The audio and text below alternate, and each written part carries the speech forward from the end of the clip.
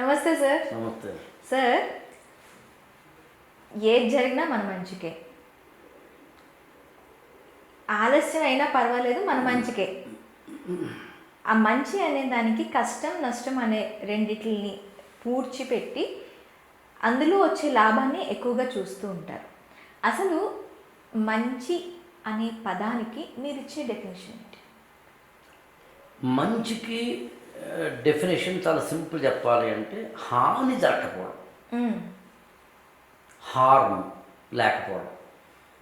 ఏదైనా నువ్వు చేసి ఏదైనా నువ్వు మాట్లాడు, వాటెవర్ యు నేమ్ ఇట్, దానివల్ల నష్టం జరగకపోవడమే మంచి అంటే.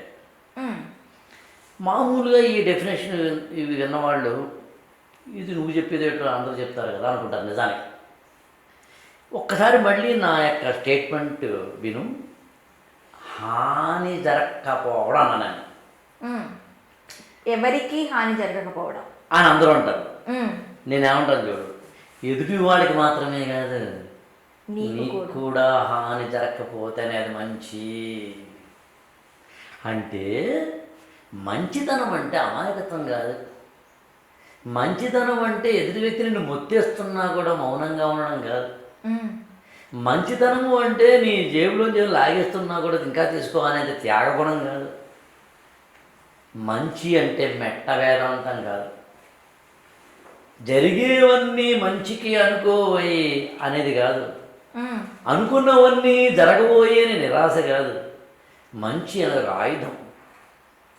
అది ఒక్క మాట చెప్పాలంటే మంచి అంటే ఏంటంటే నాకైనా నీకైనా హాని జరగకపోతే అది మంచి, జరిగితే చెడ్డ, అంతే. ఓకే సార్, ఇప్పుడు మనకి మంచిదైనది వేరొకరికి మంచిది కాకపోవచ్చు అంటారు. మంచి చెడులకి డెఫినేషన్ లేదు, అది నువ్వు చూసే దృక్కోణం బట్టి ఉంటుంది అంటారు. దీన్ని ఎలా చెప్తారు మీరు? యాక్చువల్గా దాన్ని స్పష్టంగా అది రైటే కూడా. త్రేతాయుగంలో ఉన్నది కృతయుగంలో ఉన్నది, త్రేతాయుగంలో లేదు, త్రేతాయుగంలో లేదు, ద్వాపరయుగంలో లేదు, ద్వాపరం కలియుగంలో లేదు, యుగాల వారి కావచ్చు. ఆడపిల్లకి 8 ఏళ్ల వయసుకే పెళ్లి చేసేయాలి అనేది 150 సంవత్సరాల కింద ఈ దేశంలో మంచి. అష్టవర్షాత్ భవేత్ కన్యాన్.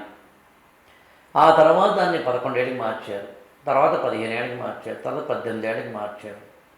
సో మంచి ఆ రోజు ఇవాళ దాన్ని ఈ కంటితో చూస్తే చెడ్డ అవుతుంది. అందులో మంచిని చెడ్డని ఎప్పుడూ కూడా చూడాలని అనుకుంటే కాంటెక్స్చువల్గా చూడాలి. కాంటెక్స్చువల్గా చూడడం ఎప్పుడైతే జరిగిందో, ఉదాహరణకు వానపాములు ఉన్నాయి, కప్పలు ఉన్నాయి. మీరు మా ఇంటికి వచ్చారు, నేను కప్పలతో భోజనం తయారు చేసి పెట్టాను, మీకు చికెన్ పెట్టినట్టుగా తింటారా? చీ అంటారు. చైనాలో అదే ఆహారం. చైనా వాడిని నువ్వు చీ అందామా, వాడిని తప్పు పడదామా? కాదు. చైనాలో 1970లో 80లో విపరీతంగా జనాభా పెరిగిపోతున్న రోజుల్లో, జనాభాకి సరిపడా ఆహారం లేని రోజుల్లో వాళ్ళు ప్రత్యేకంగా చట్టాన్ని రూపకల్పన చేసుకుని అవసరమైతే ఇంకో ఈ జంతువులను కూడా తినచ్చని చెప్పి లిస్టు తయారు చేశారండి. ఆ లిస్టు తాబేళ్ళు, మొసళ్ళు ఉన్నాయి. మరి ఆహారం కదా అది, తప్పెలా అయింది? అందుకని జీవితంలో మంచిని చెడ్డని బేరీజు వేయాలి అంటే కాంటెక్స్ట్ ఇంపార్టెంట్, సందర్భం ఇంపార్టెంట్. అతను పొడి చేశాడు, కత్తితో పొడి చేశాడు, దారుణంగా ఇలా కట్ చేశాడు. యాక్చువల్గా తప్ప ఒప్ప అంటే ఎవరెవరిని పొడిచారు? తన మీదకి అటాక్ చేస్తున్న వాడిని తిరిగి పొడిచాడా? పొడవబడిన వాడేమో పేషెంట్, పొడిచిన వాడేమో డాక్టరా? We don't know. కాంటెక్స్ట్ లేకుండా మంచి చెడ్డలని బేరీజ్ వేయకు. అందుకే నేను ఎప్పుడు ఏమంటానంటే జడ్జిమెంటల్ మెంటాలిటీ ఉండకూడదు. జడ్జిమెంట్ మంచి అయినా సరే చెడ్డైనా సరే. అందుకని ఎప్పుడూ కూడా మనిషిని నువ్వు అర్థం చేసుకోవాలి అంటే పరిస్థితిని అర్థం చేసుకోవాలి. పరిస్థితి అర్థం చేసుకున్నప్పుడు మంచి ఏంటో చెడ్డేంటో తెలుస్తుంది. నాకు తెలిసి ఈ మొత్తం భూప్రపంచంలో చెడ్డ నిందాన్ని చెప్పినట్టుగా ఇతరులకు హాని చేయడమే. కాబట్టి హాని చేసేంత నువ్వు ఏం చేసినా కూడా అది సిచ్యుయేషన్ ఒక్కొక్కసారి తప్ప, లేకపోతే మాత్రం అది రాంగ్ అవుతుంది. అందులో నేను ఎప్పుడు ఏమంటానంటే మంచి చెడ్డ అనే పదాలు వాడేసి తీసేద్దాం, డిక్షనరీ నుంచి తీసేద్దాం. అలాంటి కొన్ని పదాలు తీసేస్తా తెలిసిన నీకు ఆంథ్రోపాలజీ అని సబ్జెక్ట్ ఉంది. దాని డెఫినేషన్ మొదట్లో ఏం చేసిన ద స్టడీ ఆఫ్ మ్యాన్ అన్నారు, ఓకే, ద బిగినింగ్. తర్వాత 1950లు 70ల తర్వాత ఫెమినిస్ట్ ఉద్యమాలు వచ్చినప్పుడు ద స్టడీ ఆఫ్ మ్యాన్ అంటే మగాళ్ళ కోసమా? ఆడవాళ్ళని చదివి స్టడీ చేయదా? అలా కాదమ్మా, అక్కడ మనిషి అర్థం అంటే ఆడవాళ్ళ మనుషులు కదా. ఇంగ్లీష్ గ్రామర్లో ఇట్స్ వెరీ పెయిన్ఫుల్ చెప్తాను నీకు. ఇంగ్లీష్ గ్రామర్లో ఇట్ అంటే అది ఇది అంటే కుక్కకి ఇట్టే, చాలా జాగ్రత్తగా నన్ను. కుక్కకి ఇట్టే, మైక్కి ఇట్టే, అంటే ప్రాణం ఉన్నదానికి ఇట్టే, ప్రాణం లేని దానికి ఇట్టే. I T it. It is a camera, it is a dog, it is a mic, it is a tea cup. ఓకేనా? ఇప్పుడు తిరగాయి. ఆడవాళ్ళకి షీ ఉంటుంది, ఇట్టు ఉండదు. గడి పాయింట్ కదా. ఎంతవరకు బాగా ఉంది కదా. ఇప్పుడు హార్ట్ బ్రేకింగ్ న్యూస్ ఒకటి చెప్తాను నీకు. ఓకే, తెలుగులోకి రా. నేను, మేము, ఉత్తమ పురుష, నువ్వు, మీరు, మధ్యమ పురుష, ఇలాంటి అంటే పురుష అని మనకి ఉంటాయి. వ్యాకరణం వ్యూవర్స్ వ్యాకరణం తెలియకపోతే అని చెప్పి కొంచెం లైఫ్ చేస్తున్నాం. అతడు, ఆమె, అది, అతడు, ఆమె, అది ప్రథమ పురుష అంట తెలుగులో. జాతి వేను. అది సీత, ఆమె సీత, అది సీత, అది ఆడది, అది స్త్రీ, అది అమ్మాయి, అది బాలిక, అది కెమెరా, అది టీ కప్పు, అది మైకు, అది బల్ల, అది కుక్క, అది పిల్లి, అది పిల్ల. అది అనే ప్రథమ పురుష ఏకవచన స్త్రీవాచక శబ్దం జంతువులకి, ప్రాణం లేని వాటికి వాడతారు. ఇది చాలా బాధాకరమైనది. జెండర్ ఫ్రీ లాంగ్వేజ్ అని ఉంటుందన్నమాట. ఇలా ఉండకూడదు. ఇప్పుడు అలా మ్యాన్, స్టడీ ఆఫ్ మ్యాన్ అంటే ఉమెన్ లేరా అని చెప్పి స్టడీ ఆఫ్ హ్యూమన్ బీయింగ్ అన్నారు, అది హ్యూమన్ కైండ్ అన్నారు. అలా పదాలను అప్పుడప్పుడు భాషలోంచి తీసేయాలి. ఏం గాజు దొరుకులేమని ఇప్పుడు అనకూడదు. కులాన్ని, మతాన్ని, ప్రాంతాన్ని, వ్యక్తుల్ని, జెండర్ని కించపరిచే మాటలు కానీ సామెతలు కానీ ఇప్పుడు భాషలో ఉండకూడదు. మనం ఆధునిక ప్రజాస్వామ్యంలో ఉన్నాం, మోడర్న్ ఏజ్లో ఉన్నాం. ఏంట్రా ఆడదానిలో ఏడుస్తున్నాం అనకూడదు. కాబట్టి ఏంట్రా మనుషులో ఏడుస్తున్నాను. ఓకే, అంటే జంతువులు ఏడవా సార్? జంతువులు నిజంగా బాబాయ్ ఆడవు, గమనించవలేదు. అవునా? అంతే కదా, జంతువులు ఎప్పుడు కన్నీరు కారుతాయి, ఎప్పుడో తప్ప కారుతాం. మనిషే కదా ఎప్పుడు ఏడుతుంటాడు. ఎప్పుడు ఏడుతుంటాడు అబ్బా. నా దృష్టిలో ఎందుకు చాలా చికాగా అనిపిస్తుంది. ఎప్పుడు ఏడుతుంటారు కొంతమంది, ఎప్పుడు వాళ్ళు ఫేస్ పెట్టుంటారు. సరే పక్కన పడతారు. ఎందుకు చెప్తానంటే భాషలోంచి మంచి చెడ్డ అనే 2 పదాలు తీసేయాలని చెప్పడం కోసం చెప్తాను ఇదంతాను. మరి ఏం చేయాలంటే సరైనది, సరికాదు, ఈ 2 పదాలు ఉండాలబ్బా. కరెక్ట్, ఇన్కరెక్ట్ ఉండకూడదు, గుడ్ బ్యాడ్ ఉండకూడదు. ఉండాల్సిన వాడు అప్రోప్రియేట్ అండ్ ఇన్అప్రోప్రియేట్, తగినదా కాదా, తగినదా కాదా, అంతే. You have to give this the only అంటాను నేను. తగినదా కాదా. ఎక్కడైనా సరే అతను కప్పలు తిన్నాడు, చైనాలోనా తగినది, ఇండియాలోనా కాదు. అతను ఆమెతో సంభోగించాడు, వాళ్ళిద్దరు భార్యాభర్తలు కాబట్టి తగినది, కాకపోతే తగినది కాదు. చట్టం వేరు, ధర్మం వేరు. మళ్ళీ అంటే సుప్రీంకోర్టు చెప్పింది ఒకలా ఉంటుంది, కానీ నిజ జీవితం ఇంకోలా ఉంటుంది. ఇలా చెప్పుకుంటూ వెళ్తే ఒకటే చట్టమైనా, ధర్మమైనా, న్యాయమైనా, మంచి అయినా, చెడ్డైనా, తగినదైనా, కరెక్ట్ అయినా, ఇన్కరెక్ట్ అయినా, వాటి తప్పైనా, ఒప్పైనా నా దృష్టిలో ఒకటే. అది ఏమిటని అడిగితే తగినదా కాదా. ఆవిడ 2 పెళ్లి చేస్తుంది. మంచా చెడ్డానకు, మంచా చెడ్డానకు ఆమె సిచ్యువేషన్ అది. తప్ప ఒప్ప అనకు, జడ్జి చేయకు. కావాలంటే తగినదో కాదో చెప్పాలంటే ఆమె మొదటి భర్త ఉన్నాడా? జడ్జిమెంట్ కాకుండా తగినదో తగినదో అన్నప్పుడు నువ్వు చెప్పినట్టు సిచ్యుయేషన్, భర్త చనిపోయి 2 పిల్లలు ఉన్నారు కాబట్టి మంచి సంబంధం వచ్చింది, వాడు మడి చేసుకుందా, XYZ. ఎండ్ పాయింట్ ఒకటేనబ్బా, అటు తిరిగి జీవితంలో నాకు తెలిసి తగినదా తగనిదా అంటే అప్రోప్రియేట్ ఇన్అప్రోప్రియేట్. అందులో తగినది తగనదని మధ్యలో అంటే మనకి తెలుగులో కొన్ని పద్యాలు ఉన్నాయి, అంటే మరి డిబేట్ అవుతాను ఉంటాను టైం లేదని. అంటే ఏది మంచో ఏది చెడ్డ అనే పదం వాడకుండా ఏది తగినదో ఏది తగనదో చూసుకున్నవాడు గొప్పవాడు, వాడినే ధర్మప్రభు అంటారని చెప్పి మహాభారతంలో ఒక పద్యం. అందుకని okay sir, thank you. Sir, మీరు ఇప్పటి వరకు ఎన్ని కంట్రీలు ట్రావెల్ చేశారు? అక్కడ ఉన్న సంస్కృతి సాంప్రదాయాలు అన్నిటిలో కన్నా మీకు ఏ దేశం ఎక్కువగా బాగా నచ్చింది? ఏ దేశం గొప్పదని చెప్తారు? నేను మామూలుగా అమెరికా వెళ్ళాను, ఆస్ట్రేలియా వెళ్ళాను, దుబాయ్ వెళ్ళాను, సింగపూర్ వెళ్ళాను, మలేషియా వెళ్ళాను, ఫ్రాన్స్ వెళ్ళాను, ఇటలీ వెళ్ళాను, నెదర్లాండ్స్ వెళ్ళాను, తర్వాత వచ్చేసి స్విట్జర్లాండ్ వెళ్ళాను, కొంతవరకు బెల్జియం. ఈ మన దేశంలో కూడా చాలా తిరిగాను, ఇంకా తిరగాలి కూడా. చైనా ఒకటి వెళ్ళాలి, రష్యా ఒకటి వెళ్ళాలి, జర్మనీ ఒకటి వెళ్ళాలి, జపాన్ ఒకటి వెళ్ళాలి. నేను పెట్టుకున్న లిస్టులో UK 5 దేశాలు మొత్తం కంపల్సరీ వెళ్ళాలి. మిగతా వాటితో ఆఫ్రికన్ కాంటినెంట్లో ఏదో కంట్రీ వెళ్ళాలి. ఓకే. పాయింట్ ఏంటంటే ఏ దేశం వెళ్ళినా ఏ దేశము గొప్ప కాదు, ఏ దేశము తక్కువ కాదు.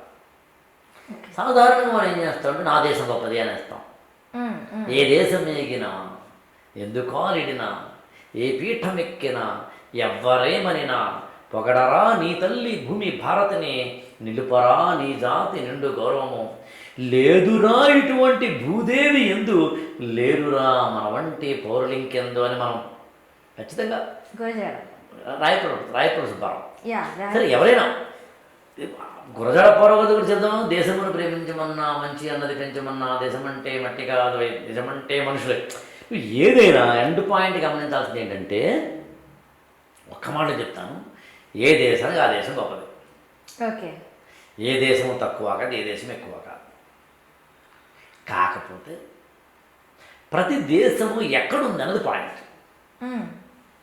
భూమధ్య రేఖకి ఎంత దూరంలో ఉంది, ఎంత దిగువన ఉంది అన్నది పాయింట్. సముద్రాలకు ఎంత మధ్యలో ఉంది, ఎంత మధ్యలో లేదన్నది పాయింట్.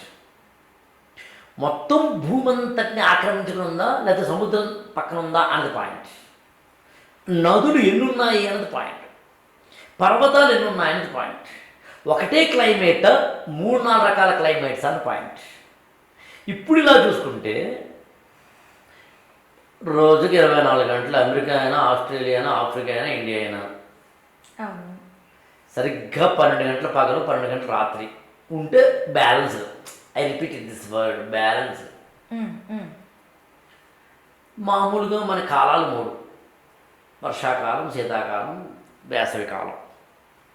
3 కాలాలు అంటే 3, 4, 12 నెలలు. ఓ 4 నెలలు ఇది, 4 నెలలు, 4 నెలలు ఉంటే బ్యాలెన్స్. మనకు ఋతువులు 6 ఉంటాయి. ఋతువులు అంటే కాలం మారడం.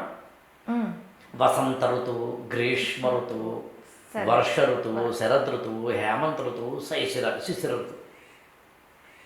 ఒక్కొక్క కాలానికి ఒక లక్షణం వల్ల ఋతువులు పేరు పెట్టారు.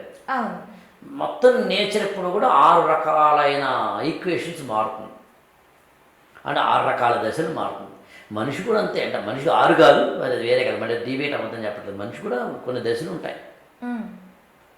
ఇప్పుడు నాకు 51 సంవత్సరాలు, నేను ఒక దశలో ఉన్నాను. ఇప్పుడు నేను 20 ఏళ్ళ కింద ఈ దశ కాదు, 10 ఏళ్ళ తర్వాత ఈ దశ ఉండదు. సో దిస్ మన బాడీలో మాత్రం మారవా, హార్మోన్స్ మారుతాయి కదా. ఒక స్టేజ్ వచ్చిన తర్వాత కొన్ని ఉంటాయి, కొన్ని పోతాయి బాడీలోంచే. Menopause better example for the women being. చాలా అనుకున్నప్పుడు ఆ మొత్తం ప్రకృతి ఎప్పుడు కూడా 6 రకాలైన ఈక్వేషన్తో ఉంటుంది. అంటే 6 ఋతువుల కాలచక్రం. అంటే కాలాలు 3, ఋతువులు 6, పగలేమో 12 గంటలు, రాత్రి. ఇవన్నీ బ్యాలెన్స్డ్. ఇప్పుడు బ్యాలెన్స్ని మన జీవితం తీసుకుందాం. ఎక్కువ తినద్దు, తక్కువ తినద్దు. రోజు బిర్యానీ తినద్దు, రోజు పప్పు అన్నమే తినద్దు, రోజు పెరుగు అన్నమే తినద్దు. పప్పు వేసుకో, కూర వేసుకో, పచ్చడి వేసుకో, ఆకు వేసుకో, చారు వేసుకో, పెరుగు వేసుకో. Probiotic. This is called balanced diet కదా. అవును. విటమిన్లు బాగుంటాయండి, చాలా మంచిగా నాకు మినరల్స్ వస్తాయని చెప్పి రోజు ఓన్లీ ఏ విటమిన్ కోసం క్యారెట్ మాత్రమే తింటామా, లేకపోతే మినరల్స్ కోసం ఓన్లీ ఏదైనా పిస్తాలు తింటుంటామా, బాదం పప్పులు తింటూ కూర్చుంటామా? కాదే. బ్యాలెన్స్ డైట్ అంటే నీ జీవితం మన కడుపు లోపల తీసుకునే ఆహారం బ్యాలెన్స్గా ఉండాలి. ఓకే. ఇప్పుడు బ్యాలెన్స్ లైఫ్ స్టైల్ చూడు. ఎక్కువ నవ్వద్దు, తక్కువ నవ్వద్దు. ఎక్కువ ఫ్రెండ్షిప్ పెట్టుకోవద్దు, తక్కువ లేకుండా ఉండొద్దు. మరీ చనువు ఉండొద్దు, అలా చెప్పి అసలు ఎవరితోటి నన్ను ముట్టుకోకనే పద్ధతిలో ఉండొద్దు. ఎప్పుడు హైపర్గా ఉండొద్దు, ఎప్పుడు ఇలా కూడా ఉండొద్దు. ఎప్పుడు పార్టీలు అంటూ ఉండొద్దు, ఎప్పుడు గూట్లో ఉంటాను అని ఉండొద్దు. బ్యాలెన్స్డ్. అప్పుడప్పుడేమో మోడర్న్ డ్రెస్ వేసుకో, అప్పుడప్పుడేమో సాంప్రదాయ పట్టంగా వేసుకో. పండగ వచ్చినప్పుడేమో దేవుడి గుడికి వెళ్ళి లేదా పూజ గది శుభ్రం చేయి. జనవరి 1 వచ్చినప్పుడు డిసెంబర్ 31 రాత్రి అంతా ఎంజాయ్ చేయి. అవన్నీ బ్యాలెన్స్డ్లోకి వస్తాయి. నాకు తెలిసి జాగ్రఫీని చదువుకోవడం వల్ల, ఐ రిపీట్ దిస్ వర్డ్, భూమధ్య రేఖకి బాగా దూరంగా ఉన్న అమెరికా, భూమధ్య రేఖ మీదనే ఉండిపోయిన ఆఫ్రికా, భూమధ్య రేఖ దిగువన ఉన్నప్పటికీ చుట్టూరా నీళ్ళే ఉండడం వల్ల ఆస్ట్రేలియా, అసలు సముద్రమే లేని చైనా, రష్యా ఉన్నా తక్కువ ఉన్నాయి. ఇట్లా నాకు అర్థమైంది ఏంటంటే, జాగ్రఫికల్గా హాయిగా చుట్టూరా 3 వైపులా నీళ్లు, తూర్పున బంగాళాఖాతము, పశ్చిమాన అరేబియా సముద్రము, దక్షిణాన హిందూ మహాసముద్రము అని చిన్నప్పుడు చదువుకున్న 3 వైపులా సముద్రాలు. ఆ పైన నార్త్ సైడ్ ఏమో ఎత్తైన కొండలైన హిమాలయ పర్వతాలు. ఆ హిమాలయ పర్వతాల వల్ల అటు రష్యా నుంచి, సైబీరియా నుంచి రావాల్సిన కోల్డ్ వేవ్స్ ఇండియాలోకి రాకుండా ఉండడం వల్ల వాతావరణం కూల్గా ఉండడం. సరిగ్గా జూన్ 1 నైరుతి ఋతుపవనాలు వచ్చేలాగా హాయిగా వర్షాలు పడేలాగా ఉండడం. నాకు తెలిసి భూమధ్యరేఖకి మరీ దూరంగా కాకుండా మరీ దగ్గరగా కాకుండా ఉండడం. ఎందుకో ఇండియాకి మాత్రమే balanced diet, balanced life style, balanced జాగ్రత్త దానికి ఇష్టం నాకు. అందుకని ఇతర దేశాలన్నీ నాకు ఇష్టమే. నేను ఇండియాలో పుట్టడం అనే మాట అంటలేదు, కానీ బ్యాలెన్స్డ్ లైఫ్ స్టైల్ ఇండియా లక్షణం అని మాత్రం చెప్పగలను. అందులో ఇక్కడ పండగలు కూడా అలాగే ఉంటాయి. ఉగాది మార్చిలో వస్తుంది, శ్రీరామనవమి మార్చిలో వస్తుంది, ఆ తర్వాత ఎండలు వస్తాయి. అంటే దాదాపుగా ఏప్రిల్ మే నెలలో పండగలే ఉండవు. ఆ తర్వాత మళ్ళీ వర్షాలు వస్తాయి. వర్షాలు వచ్చిందా తొలి ఏకాదశిని పండగ వస్తుంది, ఆ తర్వాత వినాయక చవితి వస్తుంది, ఆ తర్వాత దసరా వస్తుంది, ఆ తర్వాత దాని పేరు దీపావళి వస్తుంది, ఆ తర్వాత ఏమో సంక్రాంతి వస్తుంది, మళ్ళీ ఉగాది వస్తుంది. అందుకని 6 ఋతువుల కాలచక్రంలో హాయిగా అప్పుడప్పుడు పండగలు, డల్ అవుతున్నప్పుడు ఎనర్జైజ్ అవ్వడానికి పండగ, మళ్ళీ ఆ పండగల్లో కూడా కొన్నేమో అన్ని ఆకులు తీసుకొని దేవుడి మీద వేయమంటుంది, కొన్నేమో అన్ని ఆకుల్ని తీసుకెళ్ళి మంటల్లో వేయమంటుంది. మొదటిది వినాయక చవితి, రెండవదేమో దీపావళి. నీకు ఎప్పుడైనా భయం వేస్తుందా? ఆత్మవిశ్వాసం కోసం దుర్గమ్మ ఉంది, విజయదశమి. అలా నా దృష్టిలో మతాతీతంగా చూస్తే నాకు తెలిసి ఈ దేశంలో బ్యాలెన్స్డ్గా ఉంది అని గర్వంతో మనం రెచ్చిపోయి చప్పట్లు కొట్టుకొని నా దేశం గొప్పదంటే తప్పని చెప్తూ, ఏ దేశమైనా గొప్పదే. ఆ దేశపు జాగ్రఫికల్ లొకేషన్స్ని బట్టి వాళ్ళ వాళ్ళ ఆహారపు అలవాట్లు, వాళ్ళ వాళ్ళ పెళ్ళి ఆచారాలు, సంప్రదాయాలు, చావులు, మతాలు, మతాంతరాలు ఉంటాయని తెలియజేస్తూ, డ్రెస్సింగ్ కావచ్చు, అడ్రస్సింగ్ కావచ్చు మారుతుంది తెలియజేస్తూ, కొన్ని దేశాల్లో కౌగిలింత అనేది కంపల్సరీ, కొన్ని దేశాల్లో కౌగిలింత ఉండకూడదంటే కంపల్సరీ. వెస్టర్న్ కంట్రీస్లో ఒకలా ఉంటుంది, ఈస్టర్న్ కంట్రీస్లో ఒకలా ఉంటుంది. పెళ్లి చేసుకోవడం కంపల్సరీ భారతదేశం అయితే, పెళ్లి చేసుకోకూడదు ఉండడం కంపల్సరీ వెస్టర్న్ కంట్రీస్లో. వాళ్ళు తక్కువ కాదు, మన ఎక్కువ కాదు. తెలుగులో ఒక పుస్తకం ఉంది, వసంత కన్నబరణ ఆవిడ రాస్తుంది, కఠోర షడ్జమాలు అనే బుక్లో చెప్తుంది ఆవిడ. కొన్ని దేశాల్లో స్త్రీ యొక్క నడుము యొక్క ప్రాంతం అనేది పురుషుడికి ప్రచోదనం కలిగిస్తుంది కాబట్టి ఆ దేశాల్లో నడుముని దాచుకుంటారు. ఈ కింది భాగము ఈ పై భాగము ప్రచోదనంగా వారు చూడలేదు కాబట్టి వాటిని కొంచెం కనిపించేలా వేసుకునే వస్త్రధారణ అంత మాత్రం తప్పు కాదు. భారతదేశం వేరు, ఇక్కడ సంప్రదాయాలు వేరు, ఇక్కడ ఆచారాలు వేరు. అలా చెప్పుకుంటూ వెళితే నా దృష్టిలో ప్రతి దేశము వారికి వారి గొప్పదే. నా దేశం గొప్ప అండము తప్పే, నీ దేశానికి ఏమీ తెలియదు అనడము గొప్పే.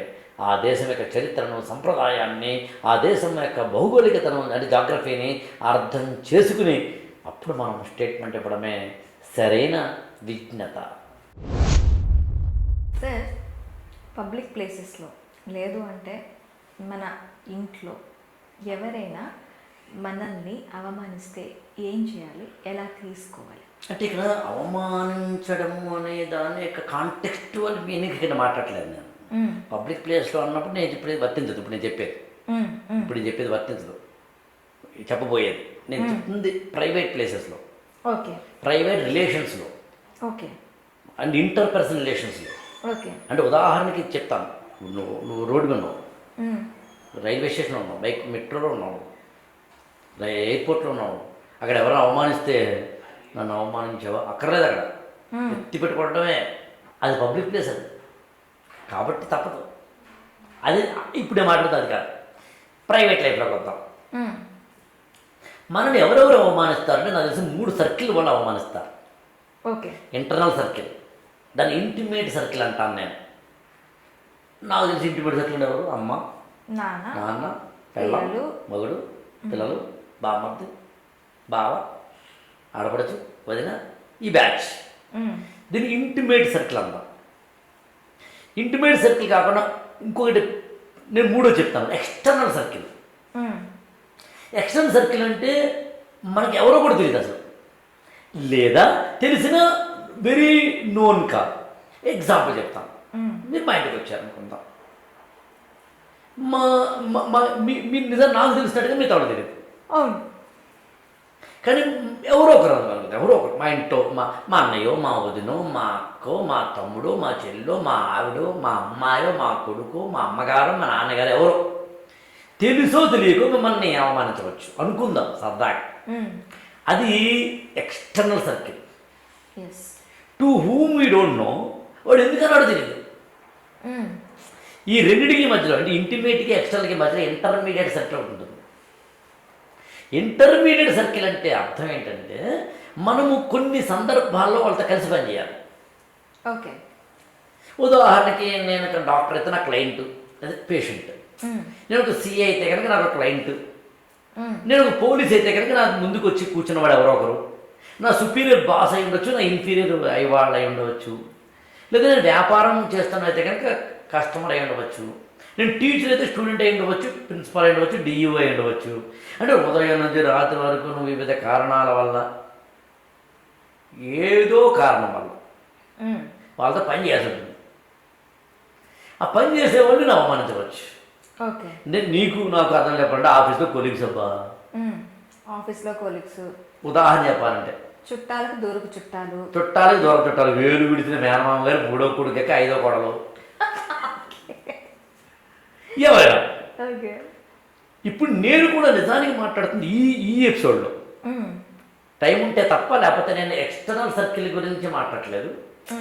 ఎవడో కోన్ కిస్కేహాడు, ఇంటిమేట్ సర్కిల్ గురించి మాట్లాడట్లేదు.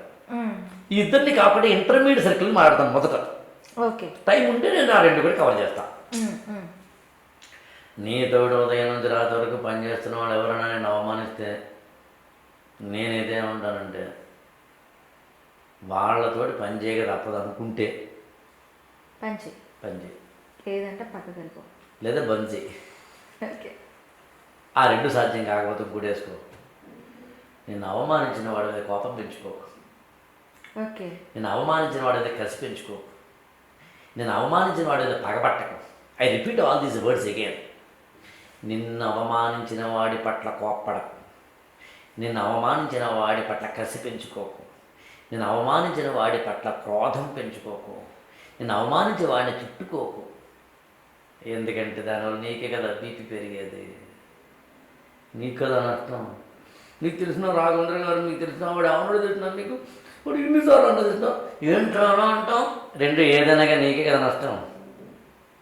తిరగే అవమానించిన వాడి మీద విజయం సాధించి, అవమానించిన వాడికి నువ్వు వేయాల్సిన పెద్ద శిక్ష అంటే చెప్పమంటావా?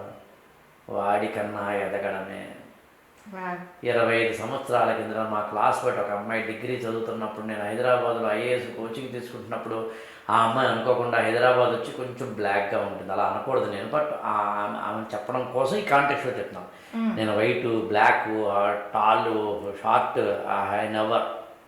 మనిషి అంతే, కులము, మతము, ప్రాంతము, జెండరు, అందము ఏమీ కాదు. బట్ ఇక్కడ చెప్పాలి కూడా చెప్పాను.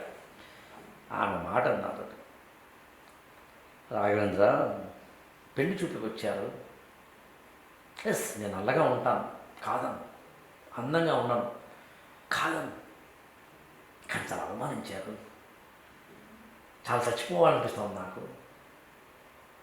మీ అమ్మాయి ఫోటోలో ఉన్నట్టుగా లేదు, ఓకే నిజంగానే ఫోటో వాడు బాగా తీసాడు అనుకుందాం. ఇంత నల్లగా ఉంటుంది అనుకోలేదు, తుమ్మ ముద్దులాగా, ఓకే కొంతవరకు నేను తీసుకోగలను. కానీ రాఘవేంద్ర నీకు పెళ్ళి అవ్వదు, నువ్వు వేస్ట్ ఫెలో, నీ బతుకింటి ఎవరితవే, అసలు నీకు పెళ్ళి ఏంటి, అసలు ఇలాంటి వాళ్ళ సంబంధం ఏంటి అని మధ్యవర్తిని తిట్టి, మమ్మల్ని తిట్టి, మా నాన్నని తిట్టి, ఏంటండి ఇది యాక్చువల్గా ఏంట్రా ఇది అంటే క్లాస్మేట్ కాబట్టి. It was in 1998 like that. నేను ఐఎస్ ప్రిపేర్ అవుతున్నాను, ఆ అమ్మాయి డిగ్రీ అయినా 94 డిగ్రీ కాదు, అయితే అరౌండ్ 98, 97, 23 years ఏజ్లో హైదరాబాద్ వేరే వచ్చినప్పుడు నేను అన్న మాట ఏంటంటే, ఇప్పుడు ఏంటి వాళ్ళు అవమానించారు, ఇప్పుడు ఏం చేస్తాను, మళ్ళీ తిరిగి వాళ్ళు అవమానిస్తావా? వద్దు. మరి ఏం చేస్తావు? ఓ పని చేయి, నిన్ను మిస్ అయినందుకు ఆడు బాధపడేలా చేయి. ఇప్పుడు నిన్ను మిస్ అయినందుకు వాడు బాధపడేలా చేయి. అందమైన విగ్రహము, నాజూకైన విగ్రహంతో కూడిన ఒక అమ్మాయిని వాడు పెళ్లి చేసుకుంటే, ఆ పెళ్లి చేసుకున్న అమ్మాయి శాడిస్ట్ అవ్వాలి, ఇది కోరుకోడు నువ్వు. ఏకంగా అమ్మాయి సాడిస్ట్ అవుతుంది, అది ఎందుకు కోరుకోవడం? వాడికి పెళ్ళి అయిన తర్వాత పెళ్ళాము ఎవరితో లేచిపోవాలి, ఎందుకు కోరుకోవడం? నువ్వు ఏది ఇతరులను కోరుకుంటావో అది నీ తగులుతుంది. కర్మ సిద్ధాంతం అంటే అదే. అది కోరుకోకు, ఆంటి విడిచిపెట్టు. నువ్వు ఎదుగు, ఓ 20 ఏళ్ళ తర్వాత, 20 ఏళ్ల తర్వాత నిన్ను మిస్ అయినందుకు ఆడి బాధపడాలి. నువ్వు వజ్రం అయితే బాధపడతాడు, నువ్వు బంగారం అయితే బాధపడతాడు, అంతే కదా. కాబట్టి నువ్వు అలా అవ్వనా, అయిపోయి కట్. అప్పుడే మిగతా మాట్లాడి నాన్న కూడా ఐఏఎస్ ప్రిపేర్ చెప్తాను కదా, మామూలుగా ఇంకా మనం మోటివేషన్ క్లాస్ తీసుకుంటాం కదా, అలా తీసుకున్నాడు. ఇక్కడ ఐఏఎస్ ప్రిపేర్ అవ్వలేదు కూడా. ఆమె బ్యాంక్ ఎగ్జామ్ రాసింది, బెంగళూరు వెళ్ళిపోయింది, కొంచెం డిప్రెషన్ ఉంది, బెంగళూరు వెళ్ళిపోయి బ్యాంక్ ఎగ్జామ్ రాసింది. బ్యాంక్ ఎగ్జామ్లో ఆమెకి స్టేట్ బ్యాంక్ ఆఫ్ ఇండియాలో మంచి పొజిషన్ వచ్చింది. పిఓ అంటాం, ప్రొఫెషనల్ ఆఫీసర్ అంటాం. 20 ఏళ్ల కింద, ఇప్పుడు మనం మాట్లాడుతుంది కదా, అంటే అరౌండ్ నేను మాట్లాడితే 20 ఏళ్ళు కూడా 25 ఏళ్ళు అయిపోతుంది. 1998లో ఆమె నాతో మాట్లాడింది కాబట్టి, 97 ఆ ప్రాంతం నుండి 2001లో ఆమె జాబ్ వచ్చింది కాబట్టి, ఆమె 2001లో బ్యాంక్లో జాబ్ అయింది కాబట్టి 20 అరౌండ్ మాట్లాడింది. నువ్వు చెప్తే ఆశ్చర్యపోతావు. ఆమె ఇప్పుడు బ్యాంకులో పనిచేస్తూ స్టేట్ బ్యాంక్ ఆఫ్ ఇండియాలో కూడా 15-20 ఏళ్ళ తర్వాత రిజైన్ చేసేసి బెంగళూరులో పెద్ద కంపెనీ పెట్టి ఇవాళ కనీసంలో కనీసం 30 కోట్ల ఆస్తిగా అధిపోతామే. 30 కోట్లు పెళ్లి చేసుకోలేదు, 30 crores. ఆమె నాకు తెలిసి ఒక 30-40 మంది మేము ఎంప్లాయీస్ ఉంటారు ఆమె కంపెనీలో. నాకు అప్పుడప్పుడు ఫోన్ చేసి చెప్పే మాట ఏంటి చెప్పంటావా కూడా చెప్తున్నా, అరే ఫ్రెండ్స్ కాబట్టి. ఆడు నాకు తెలిసి ఎట్టాడే నాకు తెలియదు, కానీ నేనైతే నవ్వుతాను. ఎంత తేడా ఉందో చూడు.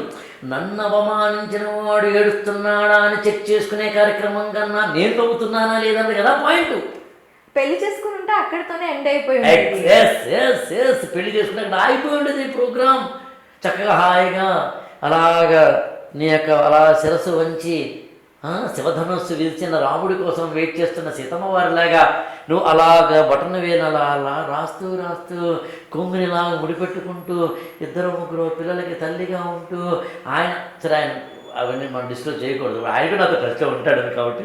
బట్ పాయింట్ అలా ఏంటి, ఇది కాదు కదా లైఫ్ అంటే. అందుకని నిన్ను అంతే, నేను అవమానించిన వాడి గురించి ఎక్కువ ఆలోచించకబ్బా, ఆడికన్నా ఎక్కువ ఎదుగు, ఆడికన్నా ఎక్కువ ఎదిగితే నీకు లాభం, ఆడు కూడా నిన్ను చూసి బాధపడతాడేదో నువ్వు చెక్ చేసుకోకలేదు, ఆడి సంస్కారం కూడా చూసుకుంటాడు.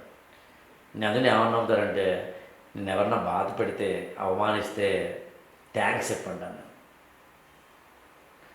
మాధురి మనిద్దరు ఇవాళ కూర్చునే సమయాన్ని ఖచ్చితంగా ఒక 10 రోజుల కిందట నన్ను ఒకడు అవమానించాడు, ఒక అబ్బాయి. 30 ఏళ్ళు ఉంటాయి, నాకు 50 ఏళ్ళు కాబట్టి అపరిపక్వత, ఇమ్మెచ్యూరిటీతో. ఓకే. 18,000కి సంబంధించింది, రూపాయలు చెప్పట్లేదు, నేను రూపాయలు చెప్పట్లేదు, ఏం చెప్పట్లేదు, 18,000కి సంబంధించి అవమానించాడు నన్ను. ఐ రిపీట్ దిస్ వర్డ్, 18,000కు సంబంధించి అవమానం నాకు. నేను చాలా జాగ్రత్త, బహుశా మరీ అడ్డగోలుగా ఉండే వ్యక్తిని కాదు నేను, కొంచెం చాలా జాగ్రత్తగా. ఇప్పుడు దాదాపు మన దగ్గర 5 ఏళ్ల పరిచయంలో గమనించే ఉంటాను, అడ్డగోలుగా ఉన్నాను నేను. ఒక లైన్ దాటను, ఒక మెచ్యూరిటీ, మాట ఇస్తే తప్పను చెప్పను, ఇస్తే తప్పితే సారీ చెప్తాను, ఈ బ్యాచే తప్ప ఎలా పడితే అలా బతికేయాలనుకున్నాను. 99% ఎక్కడో ఒక 1% మిస్టేక్స్ చేస్తాం, తెలుసో తెలియకో, మానవ బలహీనతలు లేదా అవతల వాళ్ళకి ఎక్సైజ్. నేను ఆ రోజు పెట్టినాను, నేను నువ్వు నమ్ముతావు లేదు, ఒక అంటే 18,000 మీద ఒట్టు పెట్టినాను. మళ్ళీ నేను 1 year తర్వాత చెప్తాను, మళ్ళీ 1 year తర్వాత మళ్ళీ నీకు పాడ్కాస్ట్ ఇస్తాను, ఇష్టం చెప్తాను. 18,000తో ఏం చేశాను మరి. ఓకే.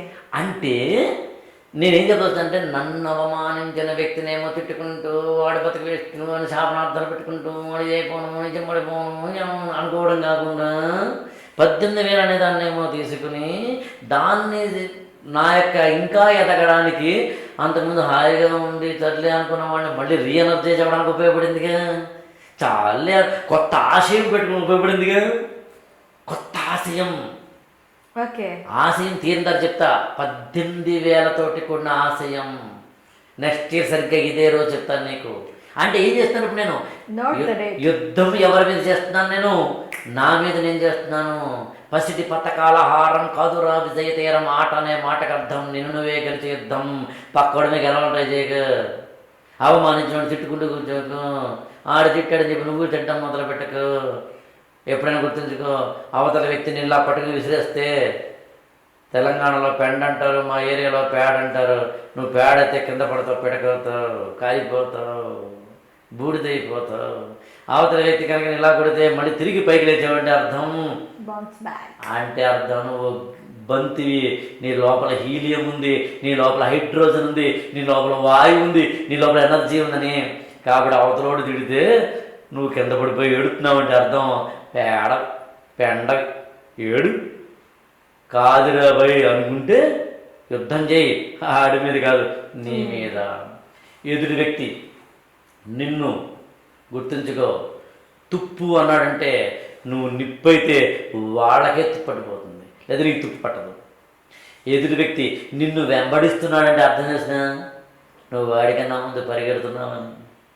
ఎదుటి వ్యక్తి నిన్ను కాళ్ళు లాగుతున్నాడు అర్థం చేసినా వాడికన్నా పైన ఉన్నావని. ఎదుటి వ్యక్తి మీద నీ మీద రాళ్ళు వేస్తున్నాడు అర్థం చేసినా నీకు నీ చెట్టు కాస్త కోస్త పండ్లు ఉన్నాయని, నీలో కాస్త టాలెంట్ ఉందని. No one kicks the dead dog అంటారు ఇంగ్లీష్లో. చచ్చిన కుక్కని ఎవడో తనడు, నేను తన్నాడంటే లోపలేది ఉందన్నమాట. అందుకు నేను ఎవరైనా అవమానించడం చేసినా నీకు, నేను ఎవరైనా తిట్టడం చేసినా నీకు, ఎందుకని వాళ్ళు ఎదుగుతారు మనకన్నా. అంతే కదా.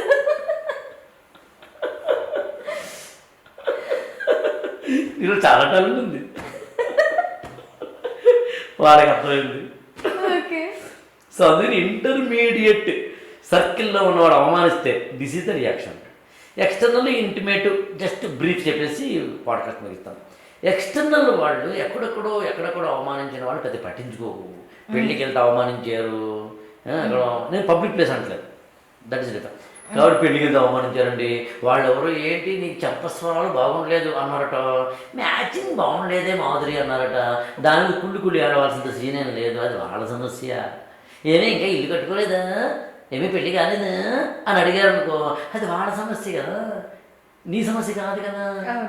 మరి వాళ్ళు వాళ్ళు పాపం బాధపడిపోతున్నారు, ఈ అమ్మాయికి పెళ్లి కాలేదు, ఆ అబ్బాయికి పెళ్లి కాలేదు, వీడి జాబ్ రాలేదని, అది వాళ్ళ సమస్య అని చెప్పి ఎక్స్టర్నల్ సెక్టార్లో ఉన్న వాళ్ళు నేను అవమానిస్తే దాన్ని అవమానంగానే స్వీకరించక అసలు. దాన్ని స్వీపింగ్ రిమార్క్ అంటాను నేను, లూజ్ టంగ్ అంటాను నేను, వదిలే. ఇంకా ఇంటిమేట్లో 2 రకాలు ఉంటాయి. ఒకటేమో ఎక్కువ అవమానాలు, తక్కువ అవమానాలు. తక్కువ అవమానాలు పట్టించుకోవద్దు. ఏదో నూటికో కోటికో ఒకసారి మొగుడు కనుక చిన్న జోక్ చేశాడు అనుకో, దాన్ని పెద్ద పట్టించుకోకు. చిన్నగా అవమానించాడు అనుకో, పెద్దగా పట్టించుకోకు. ఏంటి ఎక్కువ మాడిపోయింది అన్నాడు అనుకున్నావు, అవునండి అని పెద్ద పట్టించుకోకు. అత్తగారు మాట, మామగారు మాట, కొడుకో మాట, కూతురు అంటే ఐ రిపీట్ దిస్ వర్డ్, ఒకటే మాట ఒకసారి అంటేనే రెచ్చిపోయి పదే పదే పదే పదే అంటే మాత్రం కమ్యూనికేషన్ 2 రకాలు ఉంటుంది. ఒకటి రాత, 2 మాట అంటాను నేను. ఓకే. ఉదాహరణకి అత్తగారు నేను బాగా అవమానిస్తారు అనుకుందాం. అత్తగారు కావచ్చు, మామగారు కావచ్చు, మొగుడు గారు కావచ్చు, భార్య గారు కావచ్చు, కొడుకు గారు కావచ్చు, కూతురు గారు, ఎవరైనా సరే మెసేజ్. ఇప్పుడైతే టెక్స్టింగ్ వచ్చింది కాబట్టి మెసేజ్ అన్నది నేను రాయమంటాను. నాథా, నదికి పోలేదా అన్నట్టుగా, నాథా మీరు నన్ను ప్రతిరోజు అవమానిస్తున్నారు. లావుగా ఉంటే బొద్దు అంటున్నారు, సన్నగా ఉంటే తీగ అంటున్నారు, నల్లగా ఉంటే ఇంకోటిది అంటున్నారు, తెల్లగా ఉంటే ఇంకోటిది అంటున్నారు. నో, నన్ను అవమానించడం వల్ల బాధపడుతున్నాను. ఈ బాధ పెరిగితే నాకే కాదు, నీకు నష్టమే, కుటుంబానికి కూడా నష్టమే. నా చిరునవ్వు కుటుంబానికి కావాలి కానీ నా విషాద గాథలు కాదు. ఇది నేను డిసప్పాయింట్మెంట్లోకి, డిసాటిస్ఫాక్షన్లోకి వెళ్తే నా యొక్క లోపల ఎమోషన్స్ కంట్రోల్ చేసుకోలేక పిల్లల్ని తిడతాను, పిల్లల్ని కొడతాను. దానివల్ల మీకు నష్టమే, నాకు నష్టమే, పిల్లలకి నష్టమే. అర్థం చేసుకోండి. మీలో ఉన్న ఈ చిలిపితనం, మీలో ఉన్న ఈ ఏదో పిల్లికి చెలగాటము, ఎలక్కి ప్రాణ సంకటంలాగా మీరు సరదాగా ఇస్తున్న స్వీపింగ్ రిమార్క్స్ నేను ఒకసారి ఒక జాగ్రత్తగా చూసుకోండి. అంతే, మీరు జాగ్రత్తగా ఉండండి, నన్ను బుద్ధిగా చూసుకోండి, మురిపంగా చూసుకోండి, లేకపోతే అందరికీ తీరిపోద్ది. నేను ఒకసారి చెప్పి ముగిస్తాను. ఒక ఇంటికి వెళ్ళాను నేను, మా మిస్సెస్, మా ఫ్రెండ్ ఒక ఆయన, వాళ్ళ ఆవిడ, మా చెల్లి, ఒక 7-8 మంది వెళ్ళాం. ఒక ఇంటికి అనుకోకుండా వెళ్ళాం. కొంచెం తెలిసిన వాళ్ళు, వాళ్ళు పెద్ద బంగ్లా లాంటి ఇల్లు. మేము వెళ్ళాం కాబట్టి భోజన టైంకి వెళ్ళలేదు కాబట్టి ఎక్కువ మంది వెళ్ళాం కాబట్టి ఐదర్ కాఫీ అయినా ఇవ్వాలి, లేకపోతే ఏదో స్నాక్స్ అని పెట్టాలి టైం. సో స్నాక్స్ అరేంజ్ చేస్తూ, కాఫీ అరేంజ్ చేస్తూ టైం. ఆయన ఏమే రాఘవేంద్ర గారు 10 మంది వచ్చారు, 10 కాఫీ, స్నాక్స్ లేదా, ఎప్పుడు స్నాక్స్ పెట్టుకో కిచెన్లో, వేస్ట్ ఫెలో. సరే చెప్పి ఏది పెట్టు, మనం తెచ్చిన కదా సున్నుడు లేవా, దిస్ వద్ద వేషం. ఆయన ఆవిడ లేదండి, ఇది ఉందండి, లోపల నుంచి ఆన్సర్స్ అయిపోయాడు. కాఫీ తెచ్చింది ఆవిడ. ఏంటి కాఫీ బాగుండేది ఏమంటే రాఘవేంద్ర, నాకు అలవాటు ఏంటంటే ఏది ఇచ్చినా బాగుందంటాను. అది లౌక్యం అనుకో, నాకు అభ్యంతరం లేదు. నాకు ఎదురు వ్యక్తిని అర్థం చేయడం ఇష్టం ఉండదబ్బా, అంతే. నేను ఎదురు వ్యక్తిని కొంచెం పొగుడుతానేమో తప్ప తిట్టను. చెప్పాల్సి వస్తే మాత్రం నేను నెగిటివ్ స్పష్టంగా చెప్తాను. నేను ఇంజక్షన్ లాంటివండి, గుచ్చుతానేమో కానీ ముందు సూది రాస్తాను, గుచ్చుతానే మందిస్తాను. కాబట్టి నేను దాని సో క్లియర్ అందట్ బాగుందండి అని అన్నాను. మా చెల్లె ఎవరో కొంచెం అవునండి బాగుండేదని పదాలు వాడింది. ఇంక రెచ్చిపోయాడు యాక్చువల్గా, ఆవిడ తిట్టడం మొదలుపెట్టాడు. అది అయిపోయిన తర్వాత 2 రోజుల తర్వాత నేను ఆవిడ నాకు వేరే పని మీద ఫోన్ చేశాడు. నేను అడిగాను, ఏమండి మొన్న మీ ఇంటికి వచ్చినప్పుడు ఏంటి పాపం నా వల్ల మీరేం తిట్లు తిన్నట్టున్నారంటే అప్పుడు ఆవిడ బయటపడింది చాలా బాధగా. ఇలా అవి ఎప్పుడు అంతేనండి ఆయన అంటారు. మీరు నిజంగా బాధపడుతున్నారా, లైట్ తీసుకున్నారా అడిగాను నేను. లేదండి నేను డిప్రెషన్ కూడా వెళ్తున్నానండి, మొత్తం కక్కేసింది. అప్పుడు నేను చెప్పాను, ఏమొద్దామో లెటర్ రాయి, నాదా నదికి పోలేదా లెటర్ స్టార్ట్ చేయి, మొన్న రాఘవేంద్ర గారు వచ్చినప్పుడు స్టార్ట్ చేయి, ఓకేనా. This is the situation in the home. నువ్వు లూజ్ టంగ్ అయితే కొడుకులు అంటారు, కొడుకులు అంటే కోడళ్ళు అంటారు, కూతుళ్ళు అంటారు, అల్లుళ్ళు అంటారు, అత్తగారు అంటారు, మామగారు అంటారు, మీరందరూ కలిసి ఒకేసారి అంటున్నారు. మీకు అనిపిస్తోంది ఏదో చిన్న గుండు సూతో గుచ్చానండి అని, కానీ గుండు సూతో నువ్వు గుచ్చుతోటే గుర్తున్నావు, గుచ్చుతున్నావు, నువ్వు వెళ్ళిపోయిన తర్వాత అత్తగారు గుర్తుంది, నువ్వు వెళ్ళిపోయిన తర్వాత మామగారు గుస్తారు. ఒకే చోట గుండు సూతో గుస్తే దాన్ని గుచ్చడం అంటారమ్మా, గుణపంతో కొట్టడం అంటారు. నాకు ఇల్లేనే విడిచి వెళ్ళిపోవాలి, 50 ఏళ్ల వయసులో సాధ్యం కాదు, ఏడుస్తూ బతకాలి. అది నాకు మాత్రమే కాదు, భర్తగా నీకు కూడా అవమానం. ఓ పని చేద్దామా నాదా, కామెంట్ మానే అందంగా లెటర్ రాయమన్నాను. She wrote, he realize they are happy. Okay. So అందుకని ఇంటిమేట్ ఓకే సార్. ఎక్స్టర్నల్. ఇప్పుడు ఈ ఇంటిమేట్ సర్కిల్ గురించి మనం మాట్లాడుకుందాం. ఈ ఇంటిమేట్ సర్కిల్లో మన ఎదుగుదలకు అవమానం చేసేవాళ్ళు ఉంటారు. ఎవరు? మన ఎదుగుదలకు అవమానించే వాళ్ళు ఉంటారు. అలాంటి అవమానాన్ని ఎలా తీసుకోవాలి? అసలు మనం ఎదుగుతుంటే అవమానిస్తున్నారు అంటే నువ్వు హ్యాపీ ఫీల్ అవ్వాలి కదా. గాల్లో ఎదుగుదలకు హ్యాపీ అంటే మనం ఎదుగుతుంటే కాదు, మనం ఎదగకుండా ఉన్నందుకు కొంతమంది అవమానిస్తారు. అసలు అదే కదా, ఎదగకుండాను ఉండేందుకు వాళ్ళు కనుక అవమానిస్తున్నారు అంటే గాల్లో తేలినట్టుంది, గుండె ఊగినట్టుందని పాట పాడుకోరు. ఎందుకంటే నువ్వు ఆగిపోకుండా ఉండని కారణం వాడే కదా. నా ఇన్నాళ్ళ జీవితంలో దాదాపు 51 ఏళ్ళబ్బా నాకు. నాకు తెలిసి 25 సంవత్సరాలుగా వృత్తి జీవితంలో ఉన్నానబ్బా.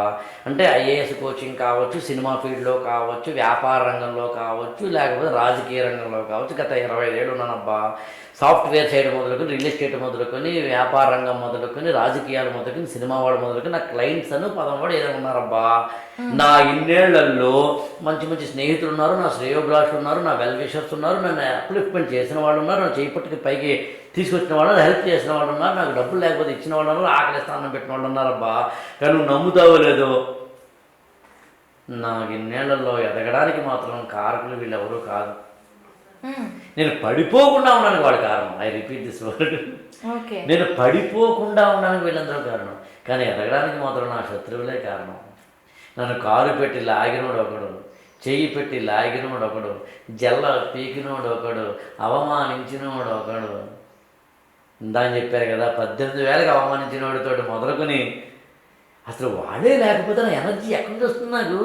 కాబట్టి మాధురి, నిన్ను ఎవరైనా అవమానిస్తే, ఇంటిమేట్ సర్కిల్ అవమానిస్తే ఏమొద్దు, బాగా ట్రై చేయి, బాగా కష్టపడు, బాగా వజ్రమవు, బాగా బంగారమవు. మనం బంగారం అయితే ఆటోమేటిక్గా జనాలు మన దగ్గరికి వస్తాం. అందులో ఇంటిమేట్ సర్కిల్లో అవమానాలు పొందాలని కోరుకోవాలి. అసలు నేనైతే ఏమంటానంటే, ప్రతి ఏడాది మనకి ఎనర్జీ పడిపోయిన ప్రతి పండగ వచ్చినప్పుడు ఎలాగైతే మళ్ళీ ఇల్లు అలుక్కుంటాము, కళ్ళాపి చల్లుకుంటాము, ముగ్గులు పెట్టుకుంటాము, మామిడి తోరణాలు కట్టుకుంటాము, అలా ప్రతి ఏడాది ఒకటి మనం అవమానిస్తే బాగుంటుంది అనిపిస్తుంది నాకు. అవునా? అంతే కదా మరి. నువ్వు చాలేరా అనుకున్నా ప్రతిసారి ఎనర్జైజ్ అవ్వడానికి. నువ్వు ప్రతిసారి ఇల్లు కట్టున్నాను బాగుందండి, కారు కొనుక్కున్నాను బాగుందండి, ఇంతకన్నా నేను చేస్తాను అనుకున్నా ప్రతిసారి.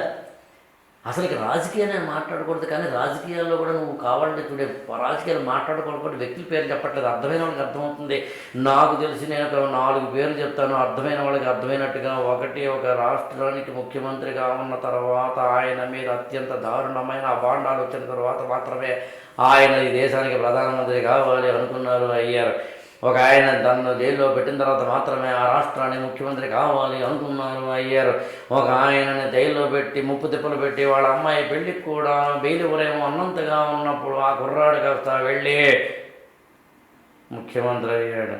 ఒక ఆయనకి 70 ఏళ్ళు వచ్చిన తర్వాత కూడా జైల్లో పెట్టిన తర్వాత, అవమానాలు పడ్డ తర్వాత, ముఖ్యమంత్రిగా 2-3 సార్లు చేసిన తర్వాత మళ్ళీ ప్రతిపక్షంలో ఉండిపోయిన క్షణంలో ఆ శాసనసభలో అందరూ కూడా అవమానించి, నిన్ను మాత్రమే కాకుండా భార్యను, పిల్లల్ని, అందరినీ అవమానిస్తుంటే వ్యక్తిగత జీవితం గురించి కూడా మాట్లాడినప్పుడు ఆ వ్యక్తి మళ్ళీ ముఖ్యమంత్రి అయ్యారు.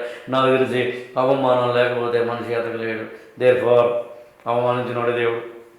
Okay, thank you sir. చిత్కారాలే సత్కారాలు, అవమానాలే ఆభరణాలు.